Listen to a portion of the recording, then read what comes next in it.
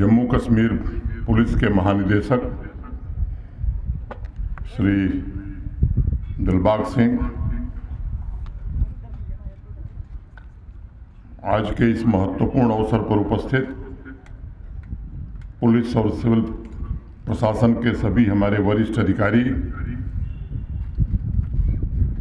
कठुआ के जिलाधिकारी, वरिष्ठ पुलिस अधीक्षक,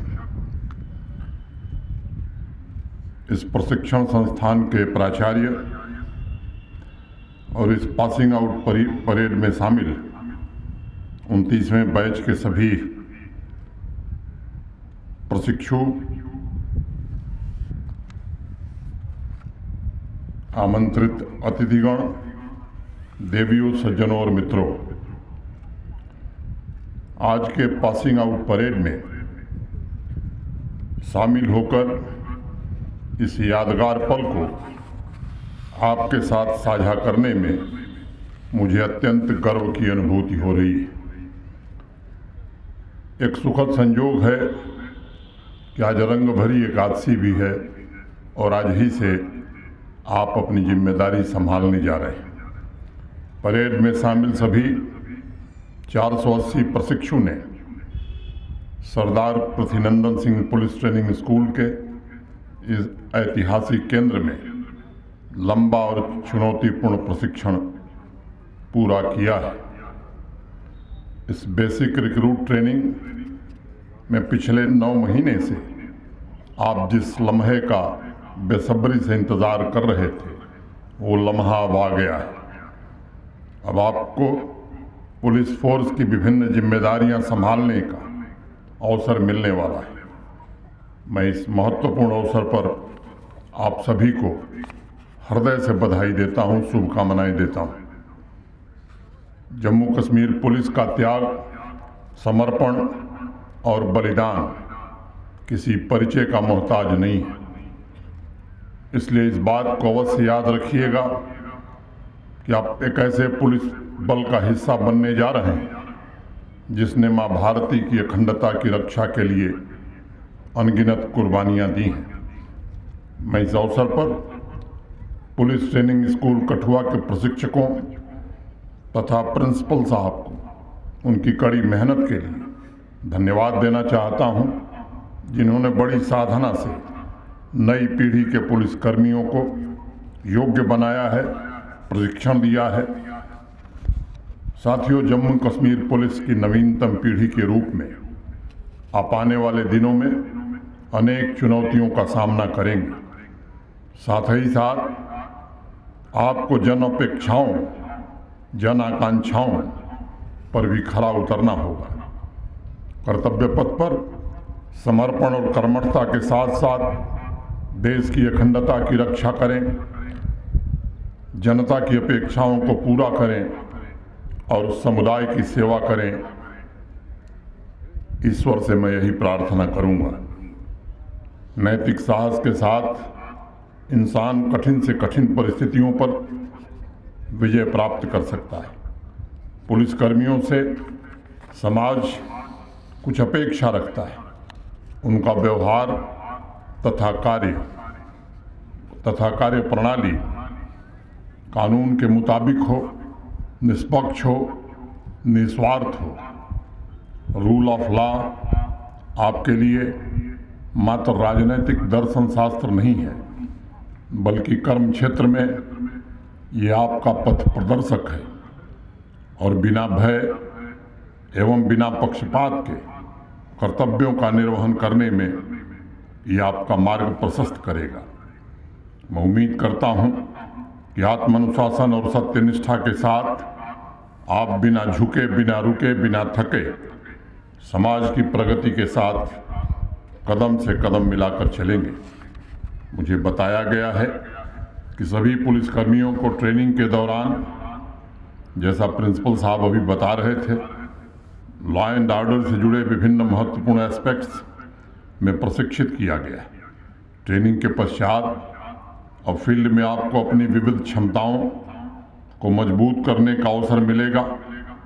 मुझे भरोसा है कि समाज एवं राष्ट्रहित को सर्वोपरि रखकर आप सभी न सिर्फ ट्रेनिंग स्कूल में सीखे हुए कौशल को तराशेंगे, बल्कि अपनी कर्मठता से जम्मू कश्मीर पुलिस की समृद्ध लिगेसी, समृद्ध विरासत के उच्च आदर्शों को और भी मजबूत बनाएंगे।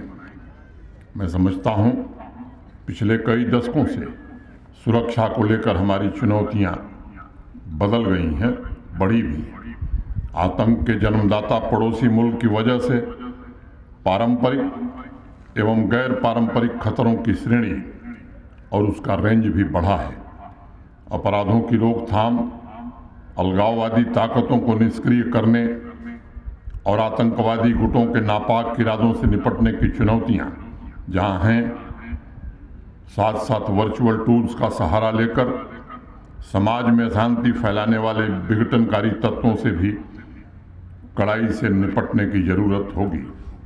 आज पुलिस के जवान को पारंपरिक बैटलफील्ड के अलावा वर्चुअल वर्ल्ड में मौजूद गैर पारंपरिक खतरों पर भी विशेष नज़र रखनी होती है। Cyber crime, disinformation through social media जैसी चुनौतियों का सामना करने के लिए आपने जो स्किल सीखे हैं, उनके माध्यम से आपको फील्ड में रचनात्मक समाधान तलाश करने होंगे, ताकि राष्ट्र विरोधी तत्वों पर दृढ़तापूर्वक कार्रवाई की जा सके। रिमोट जगहों पर बैठकर ये समाज विरोधी तत्व लॉ एंड ऑर्डर की समस्या उत्पन्न करने की कोशिश करते हैं। इसलिए पूरे पुलिस बल की, खासकर नई पीढ़ी के पुलिस बल की लगातार चौकसी आवश्यक हो गई।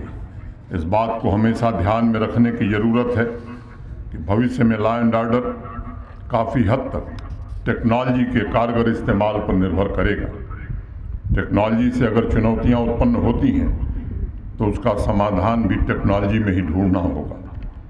क्योंकि police constable first line of defence के अलावा सरकार और प्रशासन का पब्लिक फेस भी होता है। इसलिए नौकरी के दौरान उनके टेक्निकल प्रशिक्षण और विकास पर खास ध्यान दिया जाता है। इस बात को जीवन भर एक मूल मंत्र के रूप में याद रखने की आवश्यकता होगी कि न सिर्फ कानून व्यवस्था बल्कि सरकार की छवि भी आपके प्रोफेशनलिज्म पर निर्भर करती है। जम्मू कश्मीर प्रशासन की शक्ति, उसकी क्षमता का दारोमदार आपके जिम्मेदार कंधों पर है और इसलिए आप सभी से समन्वय एवं समर्पण से कार्य करने का मैं आह्वान करता हूँ। साथियों, पिछले 3 वर्षों में जम्मू कश्मीर में काफ़ी कुछ बदला है। आवाम के बहुत से वर्ग विकास की मुख्य धारा से जुड़ने लगे हैं। सामाजिक समानता के संकल्प के प्रतीक चिन्ह अब भारी मात्रा में दिखने लगे हैं। आर्थिक वृद्धि और सामाजिक बदलाव ने जम्मू कश्मीर की नई पीढ़ी में नई महत्वाकांक्षाओं को जन्म दिया है। इस नई महत्वाकांक्षा क्रांति को पोषित करना एवं उसे सही वातावरण प्रदान करना भी हम सबकी सामूहिक जिम्मेदारी है। सपनों की निरंतरता बनाए रखने के लिए आवश्यक है कि समाज के सभी नागरिक सुरक्षा के प्रति निश्चिंत हों। पिछले 3 वर्षों में हमने तरक्की का एक लंबा सफर तय किया है, लेकिन अभी बहुत कुछ हासिल करना बाकी है। बदलाव और नवनिर्माण का जो सिलसिला चल रहा है, उससे गति देने की जिम्मेदारी आपके कंधों पर भी है। आप सबको पता है, अमृतकाल में हमें G20 की मीटिंग आयोजित करने का सुनहरा अवसर मिला है। मुझे विश्वास है अपनी कर्तव्य परायणता एवं दक्षता द्वारा जम्मू कश्मीर पुलिस फोर्स प्रथम पंक्ति की इकाई के रूप में इन आयोजनों द्वारा विश्व भर में अपनी प्रतिष्ठा स्थापित करेंगे। पूरी दुनिया जानती है कि प्राचीन काल से ही भारतवर्ष शांतिपूर्ण सहअस्तित्व और आपसी सद्भाव के मूल्यों को अपनाकर आगे बढ़ता रहा है। वसुधैव कुटुंबकम एवं परस्पर हितों की भावना को आधार बनाकर आज हमारा गौरवशाली भारत विश्व की 5वीं सबसे बड़ी अर्थव्यवस्था बनकर उभरा है। हमारी तरक्की से बौखलाया पड़ोसी मुल्क आतंक के विभिन्न स्वरूपों को अपनी विदेश नीति का हिस्सा बनाकर हमारी प्रगति में रुकावट पैदा करने की कोशिश कर रहा है। उन चुनौतियों में सबसे बड़ी चुनौती ड्रग स्मगलिंग और युवाओं में ड्रग एडिक्शन की आदत डालने की है। आज जरूरत इस बात की है कि ड्रग स्मगलिंग जिसके द्वारा टेरर फाइनेंसिंग भी की जा रही है, उसके जड़ पर प्रहार किया जाए। आज इस अवसर पर हम सबको इस बात का संकल्प लेना चाहिए कि सिर्फ टेररिस्ट नहीं बल्कि उसके सपोर्ट करने वाले को, उसे फाइनेंस करने वाले को पूरे नेटवर्क का समूल नाश करना है। और हम तब तक चैन से नहीं बैठेंगे जब तक टेररिज्म को सपोर्ट करने वाले एक एक एलिमेंट को पूरी तरह समाप्त नहीं कर देते। जम्मू कश्मीर एवं राष्ट्र को आप सभी से बड़ी उम्मीदें हैं। मुझे कोई शक नहीं है कि आप इन उम्मीदों को पूरा करके दिखाएंगे। एक बार मैं पुनः जम्मू कश्मीर पुलिस फोर्स का अभिन्न हिस्सा बन रहे सभी बहादुर पुलिसकर्मियों को बहुत बहुत बधाई देता हूं और भविष्य में उनके विजय अभियानों की शुभकामनाएं भी देता हूं। अभी पुलिस महानिदेशक दिलबाग सिंह बता रहे थे कि 5 बच्चियां ये सर्वश्रेष्ठ आई हैं। पिछले 1.5 या 2 साल पहले जम्मू कश्मीर पुलिस बल में 15% का आरक्षण बच्चियों के लिए, महिलाओं के लिए किया गया है। आज का प्रदर्शन देखने के बाद मुझे लगता है कि डीजीपी साहब विचार करिए, कभी प्रतिशत को शीघ्र बढ़ा देने की आवश्यकता है, क्योंकि 480 में 5 पुरस्कार अगर बच्चियां उठा रही हैं तो ये एक बात तय है कि हम किसी से कम नहीं है, किसी से आगे हैं, किसी से कम नहीं है। और इसलिए अब इस बात की ज़रूरत महसूस की जा रही है। मैं तो 2 मिनट बात करके अपनी ख़त्म करूँगा। लगातार ये कोशिश हो रही है कि जम्मू कश्मीर समय की दृष्टि से कैसे इसका विकास किया जाए, और इसमें अनेक प्रयास किए गए हैं।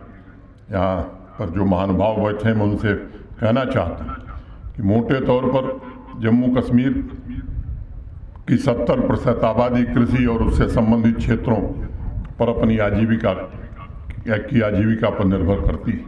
मोटे तौर पर 13 लाख परिवार हैं जिनका भरण पोषण एग्रीकल्चर और एलाइड सेक्टर से होता है।